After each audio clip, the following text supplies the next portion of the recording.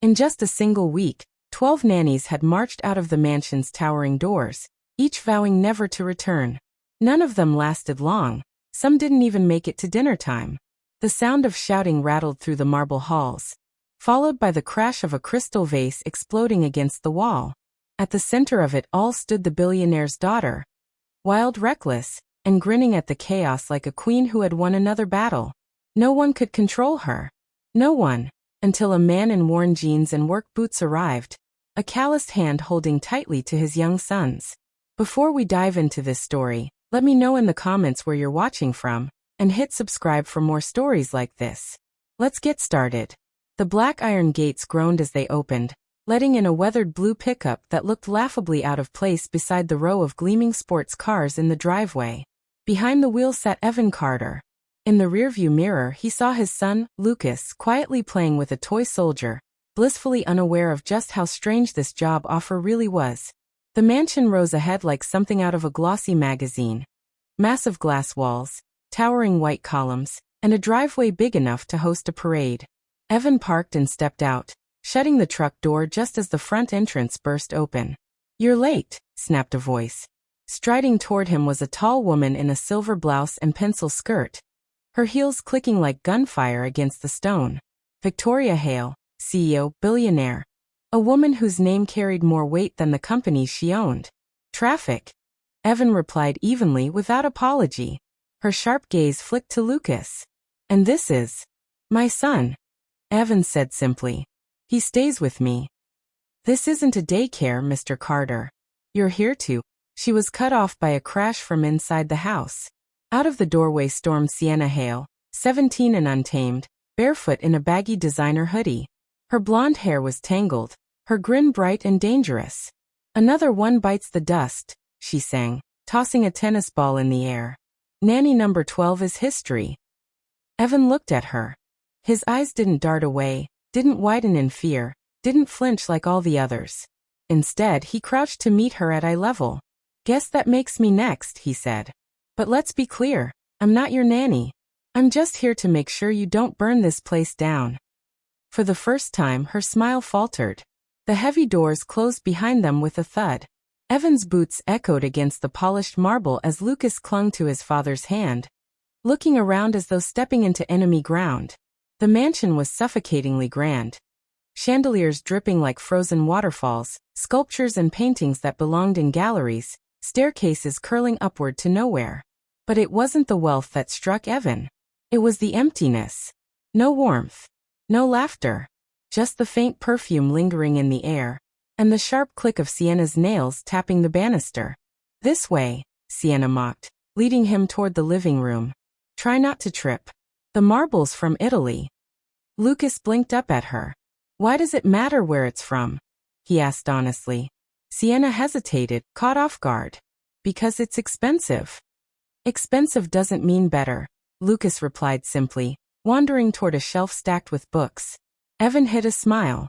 His son didn't know it, but he'd just landed the first blow in a quiet war. Sienna collapsed onto a sleek white leather couch, flipping channels with the remote, barely glancing at him. "So what's your deal? Think you're going to fix me like the rest?" Evan dropped his duffel bag and sat across from her. "Not my job. I'm just here to make sure you don't destroy yourself." That made her look at him, sharp and curious. She was used to people tiptoeing around her or smothering her with fake kindness. He was doing neither. "You're supposed to follow my rules," she fired back. Evan leaned back calmly. "I follow the rules that keep people safe. If that doesn't work for you, fire me now. Save us both some time." Her jaw tightened like she was about to explode. But then Lucas returned, clutching a dusty copy of The Little Prince. "Do you like this one?" he asked her, holding out the book. Sienna's eyes flicked to the cover. Something in her expression softened, so faint it was almost invisible. She didn't answer, just set the book beside her. But Evan noticed. Lucas did too. Dinner that night was its own kind of battlefield. The mahogany dining table stretched long enough for 20, yet only 4 sat down. Victoria at one end, Sienna midway down, and Evan with Lucas at the far opposite end. The silence was suffocating.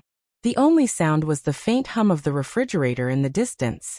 Evan wasn't a man who needed small talk, but even he could feel how lifeless this house was. No laughter. No warmth. Just four people who might as well have been strangers. It was Lucas who broke the ice. "Miss Sienna, do you like pizza?" he asked innocently. Sienna pulled out one earbud, eyeing him sideways. "Why?" "Because my dad makes the best pizza in the world. Way better than this stuff," Lucas said, poking at the salmon on his plate. Evan gave him a look, half warning, half amused. Sienna smirked. "Better than a 5-star chef? That's a bold claim." "I don't claim," Evan said calmly. "I know."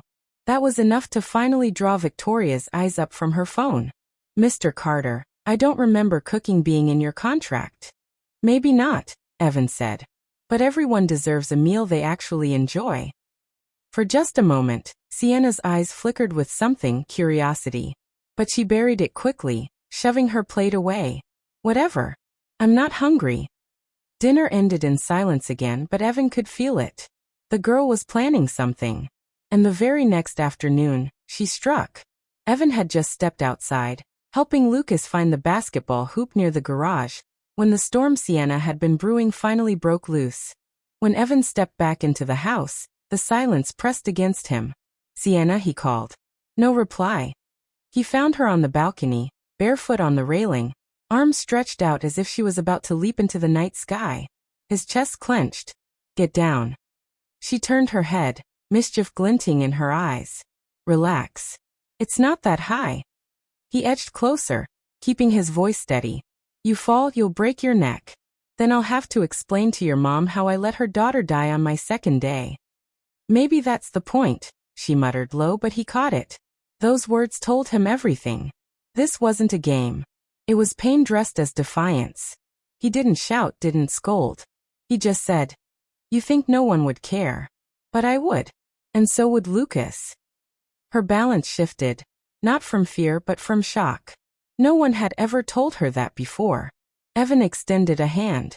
"You don't need stunts to be seen. Just come down." For a moment she held still. Then she stepped back onto the balcony floor and brushed past him without speaking. Evan let her go. Push too hard now and she'd only retreat further. But he had glimpsed something behind her armor, and he knew. Sienna wasn't just difficult. She was hurting. And he needed to understand why. The mansion was heavy with stillness, the kind that suffocated instead of soothed. Long after Lucas had gone to bed, Evan sat in the kitchen with a cup of coffee cooling between his palms, her words echoing in his head. Maybe that's the point. That wasn't rebellion for fun, it was darkness. He hadn't been hired to dig into her soul, but he'd seen enough in his life to know kids didn't act like that without reason. Acting out was a shield. A faint noise broke the silence. Not footsteps, more like a dull thud. Then another. Evan rose and followed the sound up the back staircase. Light from a single lamp spilled into the hall, through an open door. He stepped closer and stopped. Sienna sat cross-legged on the closet floor, surrounded not by toys or clothes, but by piles of shredded paper.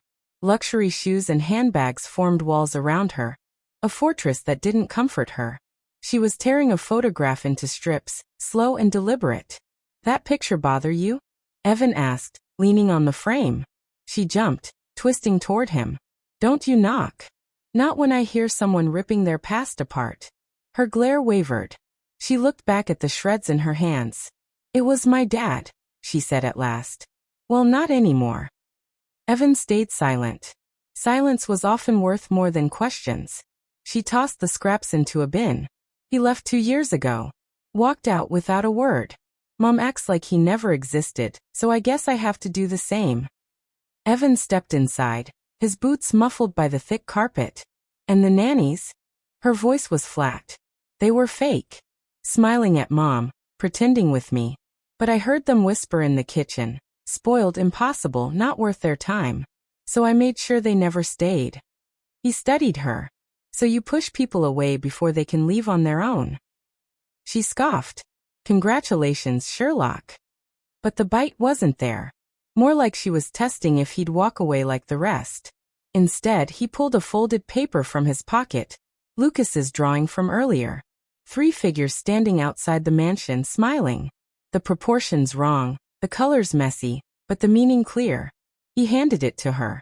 Lucas made this. You didn't scare him off. She stared at it, then at him. He's just a kid. Yeah. And kids are honest.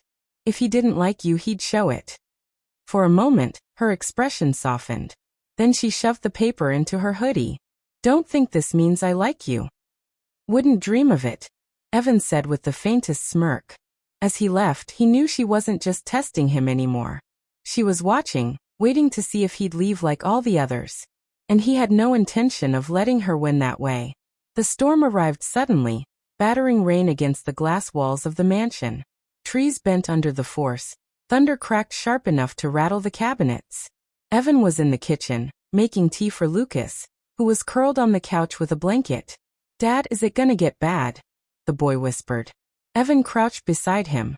We're safe, buddy. Solid house, backup generators. Nothing to worry about.